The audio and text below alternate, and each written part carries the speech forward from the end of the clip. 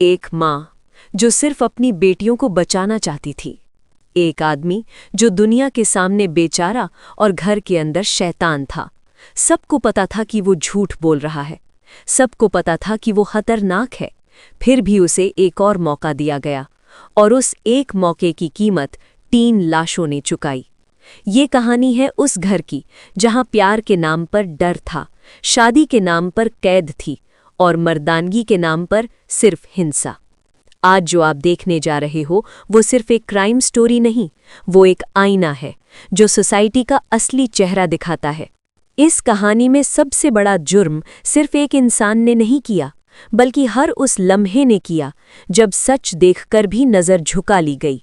हर उस बार जब लोग क्या कहेंगे को इंसान की जान से ज़्यादा इम्पोर्टेंस दी गई। डोमेस्टिक वायलेंस कभी अचानक ख़त्म नहीं होती, वो धीरे धीरे बढ़ती है और जब फटती है तो सब कुछ ले डूबती है। अगर आपको लगता है कि ऐसी कहानियाँ सिर्फ कहानियाँ नहीं बल्कि एक वार्निंग है, तो इस चैनल को सब्सक्राइब ज़रूर करें, क्योंकि यहाँ सिर्फ क्राइम नहीं दिखाया जाता, यहाँ सच दिखाया जाता है। वीडियो पसंद आए तो लाइक करें और कमेंट में बताएं, क्या ऐसे लोगों को कभी माफ़ किया जा सकता है?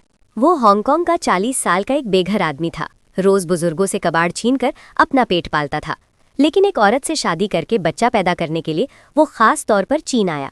वो खुद को हांगकांग का सफल आदमी बताकर धोखा देने लगा। उसने 20 साल की एक जवान लड़की को अपनी गर्लफ्रेंड बना लिया। इतना ही नहीं, वो हिम्मत करके लड़की के गांव जाकर उसके माता पिता से भी मिला।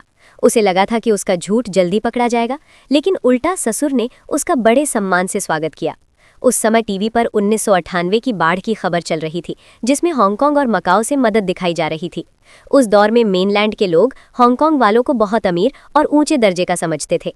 इन खबरों को देखकर भोले ससुर को लगा कि हांगकांग वाले बहुत पैसे वाले और दरिया दिल होते हैं। उन्होंने अपनी कई सालों से संभाल कर रखी हुई शराब निकालकर उसका स्वागत किया। शराब पीते ही वो आदमी बड़े स्वाद से तारीफ करने लगा, जैसे बहुत समझदार हो। जब ससुर ने पूछा कि वो हांगकांग में क्या काम करता है, तो उसने खुद को इंजीनियर बता दिया। ये सुनकर ससुर और खुश हो गया। बोला कि उसकी बेटी ने तो पिछले जन्मों के पुण्य से ऐसा दामाद पाया है। वो आदमी और घमंडी हो गया। शेखी बघारते हुए बोला कि वो ससुर के लिए नया घर बनवाएगा। अब सास भी उसकी उम्र की परवाह करना छोड़कर उसकी तारीफ करने लगी। उसने मौका देखकर तुरंत उन्हें माँ बाप कहकर बुलाना शुरू कर दिया। लड़की यानी शाओलिन भी खुश थी। वो पढ़ नहीं पाई थी और बचपन से काम कर रही थी। उसे लगा कि हांगकांग का दामाद लाकर उसने अपने माता पिता का नाम रोशन कर दिया, लेकिन उसे क्या पता था कि उसकी जिंदगी इसी आदमी की वजह से बर्बादी की ओर जा रही है। 1 महीने बाद उस आदमी ने शाओलिन की जमा की हुई मेहनत की कमाई से गांव में 2 मंजिला छोटा घर बनवा दिया। असल में वो सिर्फ कुछ साल का राजमिस्त्री था, लेकिन लड़की के माता पिता उसे अमीर दामाद समझते रहे। उन्हें क्या पता था कि वो रोज शाओलिन की छोटी बहन को गंदी नजरों से देखता था। यहाँ तक कि जब छोटी बहन पहाड़ पर जड़ी बूटी लेने जाती तो वो उसका पीछा करता। उसने छोटी बहन को बालियां भी खरीद कर दी। पहाड़ों से बाहर कभी न निकली मासूम लड़की समझ नहीं पाई और चुपचाप खड़ी रही। 8 महीने बाद शाओलिन का पेट बड़ा हो चुका था। पिता ने शादी जल्दी करने को कहा, लेकिन वो आदमी बेपरवाह रहा और बुजुर्गों के सामने भी छोटी बहन को घूरता रहा। माँ ने सब देखा, लेकिन बेटी की शादी हो जाए इसलिए चुप रही। कुछ महीनों बाद धूमधाम से शादी हुई। पूरे गांव को बुलाया गया। इज्जत तो मिल गई, लेकिन शादी में भी वो आदमी छोटी बहन से छेड़छाड़ करता रहा। शाओलिन सब देखती रही मगर चुप रही, क्योंकि वो उसकी जुड़वा बेटियों की माँ बन चुकी थी। उसने गांव में एक छोटी दुकान भी खोल ली।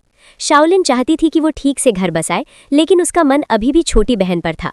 एक दिन खबर मिली कि छोटी बहन काम करने शेंज़ेन चली गई है। ये सुनकर वो गुस्से से पागल हो गया और ससुर वालों को कोसने लगा। फिर गुस्से में उसने घर के पालतू कुत्ते को सबके सामने पीट पीट कर मार डाला। कुछ समय बाद माता पिता ने दोनों को हांगकांग भेज दिया।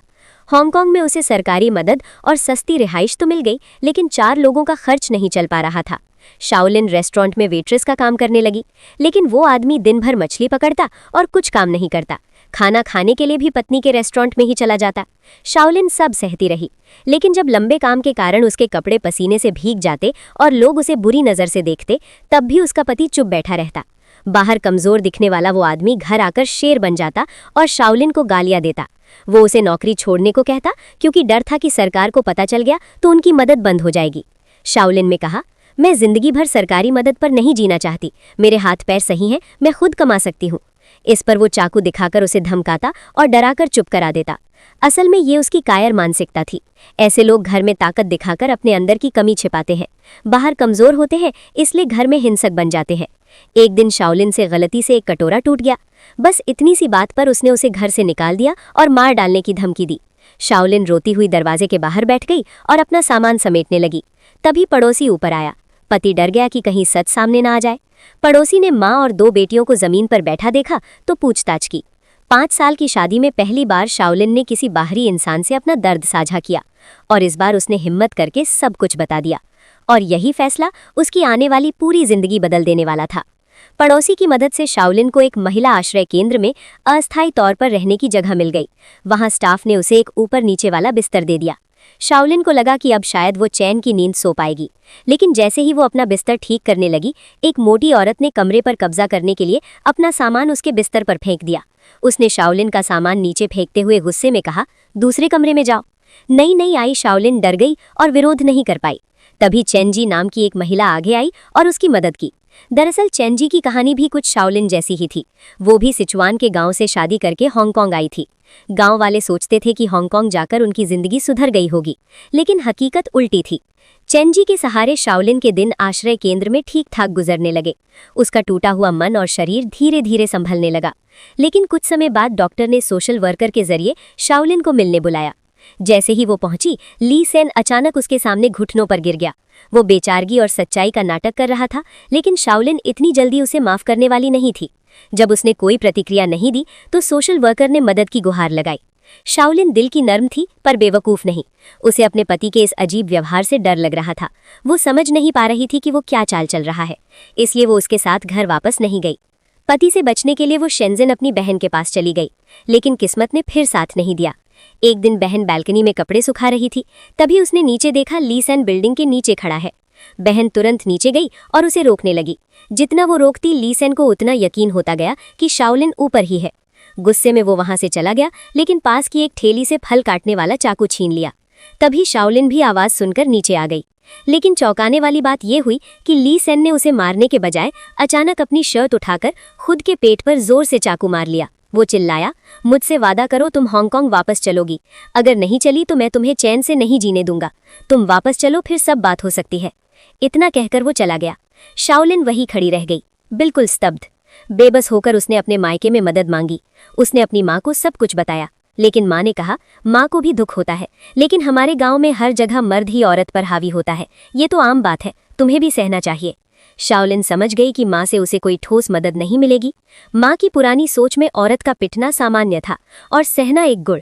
बहुत सोचने के बाद अपने नर्म दिल के कारण शाओलिन ने ली सेन को एक और मौका देने का फैसला किया। वो अपनी दोनों छोटी बेटियों को लेकर हांगकांग जाने वाली बस में बैठ गई। उधर ली सेन पूरी रात बस स्टेशन पर इंतजार करता रहा। दोनों मिले तो कुछ नहीं बोले। ली सेन ने चुपचाप बच्चों को गोद में लिया और घर की ओर चल पड़ा। रास्ते में वो बेटियों का पसंदीदा गीत गुनगुनाता रहा। पति का ये नर्म रूप देखकर शाओलिन को लगा कि शायद वो सच में बदल गया है। वो अनजाने में उसके थोड़ा और करीब चलने लगी। लेकिन उसी रात शाओलिन को फिर से बुरी तरह पीटा गया। जब उसने कहा, मैं पुलिस को बुलाऊंगी, तो ली सेन ने धमकाया, हिम्मत है तो बुलाकर देख। मारपीट के दौरान कांच का टुकड़ा शाओलिन की एड़ी में घुस गया। उसे अस्पताल ले जाया गया। वहां से लौटकर ली सेन पूरी रात फर्श पर बैठा रहा। उसकी आंखों में पागलपन झलक रहा था, जैसे उसका मानसिक संतुलन बिगड़ गया हो। इस बार शाओलिन घर वापस नहीं गई।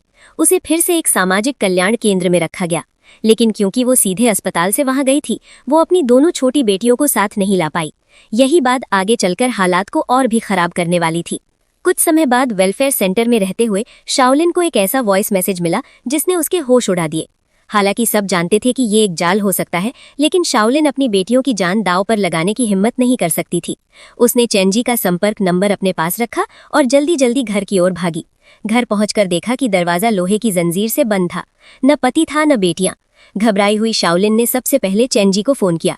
चेनजी ने तुरंत पुलिस में शिकायत करने को कहा, लेकिन जब वो पुलिस के पास गई तो उन्होंने इसे घरेलू विवाद कहकर मामला दर्ज करने से मना कर दिया। आखिरकार शाओलिन ने ली सेन को उस पुल पर ढूंढ लिया जहां वो अक्सर मछली पकड़ने जाता था। शाओलिन ने घबराकर पूछा, मेरी बेटियां कहाँ हैं? ली सेन ने शांत स्वर में कहा, वे मैकडॉनल्ड्स में खाना खा रही हैं। उस समय वो सामान्य सा दिख रहा था। शाओलिन उसके साथ बेटियों को लेने चली गई। आगे का दृश्य बहुत दर्दनाक था।